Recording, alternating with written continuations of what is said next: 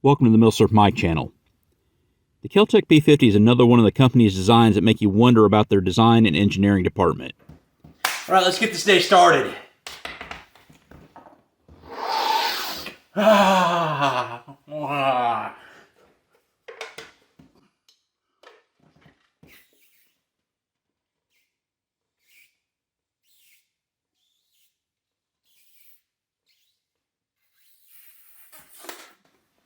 Yeah! What's gonna inspire me today? Well, you know what I loved? I loved as a kid, I loved Pacman. And of course, as an employee of KelTec, I love screws. All guns gotta have all the screws! 2 hours later.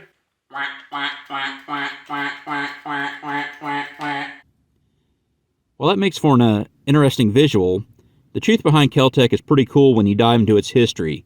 And that history is basically one man, George Kellgren.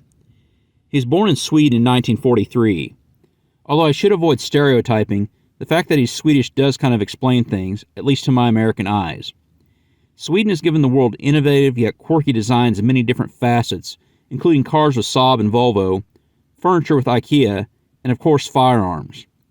I mean, we have Sweden to thank for the finger-chopping Jungmann rifle, which later found its way to Egypt to become the Hakim. Kellgren grew up in a military family, so he moved around a lot growing up. He would join the Swedish Navy, but didn't see that as having much of a future for him. He would work for Husqvarna until they quit making firearms, moving to Interdynamic AG in Stockholm. It was during his time here the Swedish military began looking to replace the Carl Gustaf's M45, also known as the K submachine gun. Kellgren would design what would become known as the MP9, a blowback-operated open-bolt submachine gun made from molded polymer and stamped steel. While the Swedish military did not accept it, it was shopped around, especially to South Africa, where Kellgren would spend some time. He had moved to the United States in 1979 to try and market a semi-auto version to sell to the civilian market and run Interdynamic's American subsidiary.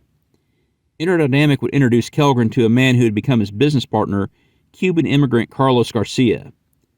Thanks to ATF rules, they would get rid of the collapsible stock and change it to a closed-bolt design. Kellgren and Garcia parted ways, with Garcia renaming Interdynamic's American subsidiary, Intertech, and the KG-9 the Tech 9, while Kellgren would start his own company, Grendel Firearms, in 1987. By this time, polymer-framed Glock pistols were on a fast track of popularity, so Kellgren desired to design his own lightweight pistol, the P10. This is a very simple, double-action, only .380 pistol with a 10-round capacity, yet the same size as the current Ruger LCP. The Grendel years would also see designs that would become popular under KelTec, such as the P30, 30-round 22 WMR pistol, and a bullpup 410 shotgun, which would later become the KSG. By now we're in the early 1990s, and George H.W. Bush, along with Democrats, Rhinos, and Bill Ruger, were gearing up for a massive national gun control push. Kellgren would start up a second company, KelTec CNC, to machine parts for his Grendel guns.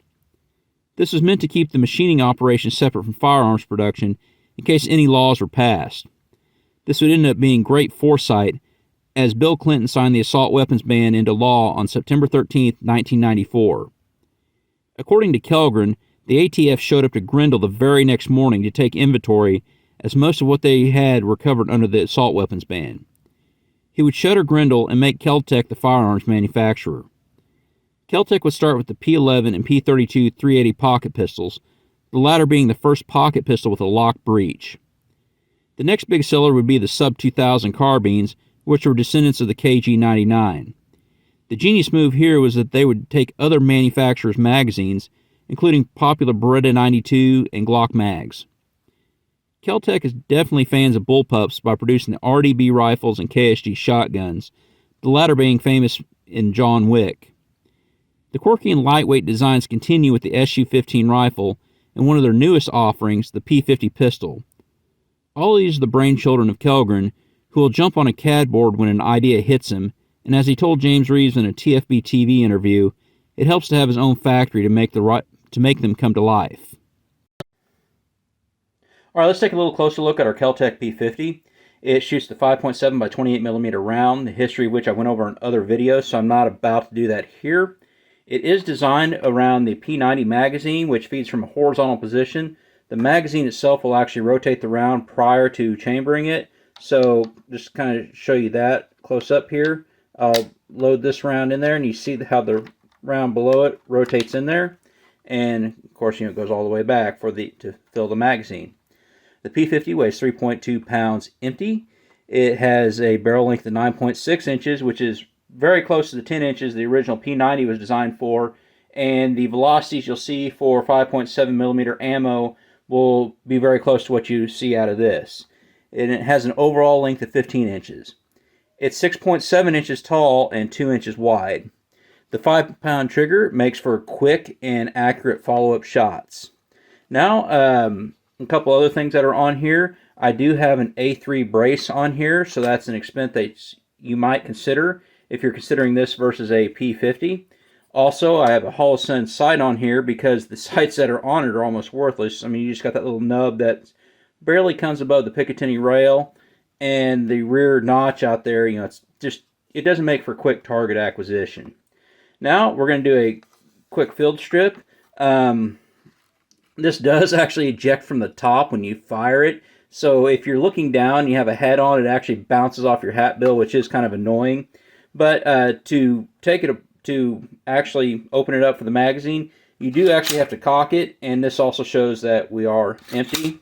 So to get our mag, we got to pull that button down, and that gets our Pacman action going, and our magazine comes out.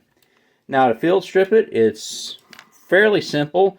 It's not quite as simple as the PS90, but it's rather close.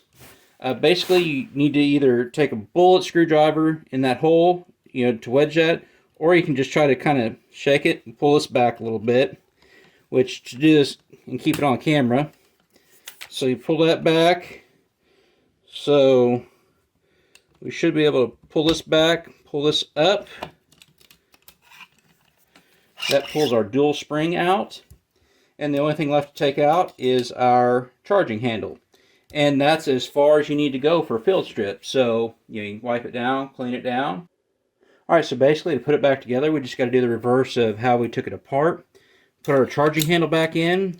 Now you have this little notch right here that you're going to want to make sure that that's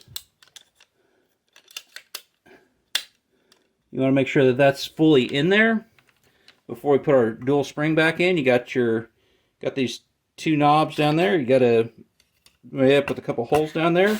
So all we got to do is pull this back, pull that up, down all the way, and your upper should be reassembled. Now to put the magazine in, I think it's recommended that you actually set it down like that and close it up. But I've actually found that it's easier to mate it up to the upper and close it up. So we're going to function check it. And we are back to normal. So let's check out some shooting footage and get to my thoughts on shooting this thing.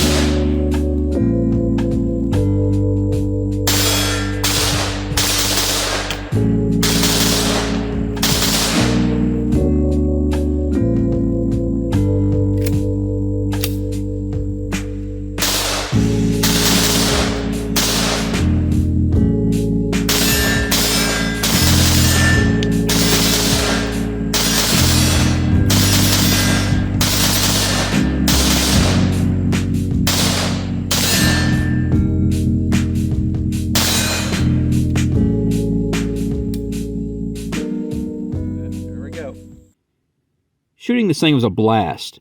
I'd love to shoot it more if the ammo wasn't so expensive. I could hit the target okay from 25 yards without the brace, and did well from 35 to 50 yards with the A3 brace. The light trigger made for quick and accurate follow-up shots. The seemingly almost non-existent sight through the Picatinny rails makes a red dot or at the very least flip-up sights a requirement. I just slapped a solar holosun on this one and it was ready to go. Well, this has a, for YouTube's sake, 29-round capacity. You better have what you want down taken care of by the time your first mag runs out, as the Pacman reloading technique is a bit awkward. I took my PS90 out that day just for a quick comparison. The Kel-Tec is a much more compact package, and the barrel length is pretty much perfect for what the round was designed for. So this begs the question, if I could buy only one, which one would I rather have? I'd definitely take the PS90 due to the general reputations of the two companies, and the fact that the PS90 is worth a lot more. And even talking about the price, the PS90 will run you $1,600 to $1,700 nowadays, and the P50 could be had for a street price of around $800. To really get the most out of the P50, you're still looking at $200 to $300 more for a brace and mount. Both guns will need a red dot. In all, you're looking at only a $500 difference between the two when it is all said and done, and the PS90 is much more than $500 better, considering you don't have to break the gun in half to reload it. Still, this is an interesting and fun little gun that definitely doesn't stray from KelTec's quirky wheelhouse.